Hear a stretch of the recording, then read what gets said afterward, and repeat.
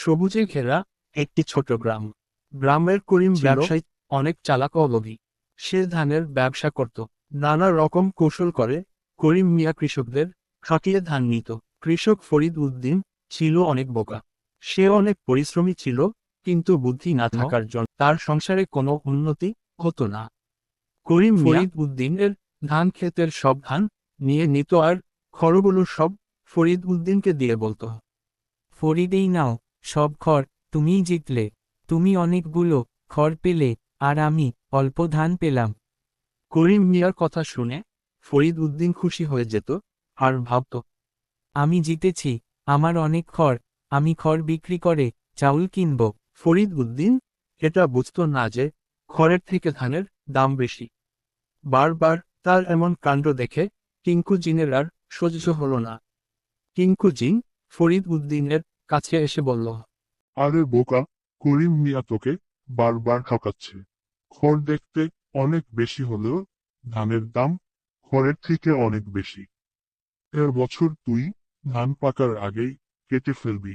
এরপর কাঁচা ধান করিম মিয়াকে দিবি আর খড় তুই নিয়ে নিবি। করিম কিছু বললে বলবি আমার খড়ের প্রয়োজন, খড় কাটার উপযোগী হয়েছে, তাই আমি কেটে ফেলেছি। আমার খড় আমি নিয়েছি, ভবিষ্যতে প্রয়োজন হলেও তাই করব। এটুকু বলার পর দেখবি করিম মিয়া ঠিক হয়ে গেছে। করিম মিয়া নিজেই তোর কাছে এসে কান্নাকাটি শুরু করবে। টিঙ্কু জিনের কথা মতো ফরিদ উদ্দিন তাই করল। এমন কাণ্ড দেখে করিম মিয়া অবাক হয়ে গেল। সে তাড়াতাড়ি ফরিদের কাছে গেল, তার কাছে কারণ জানতে চাইল। ফরিদ উদ্দিন তখন টিঙ্কু জিনের শেখানো কথা সব বলে দিল।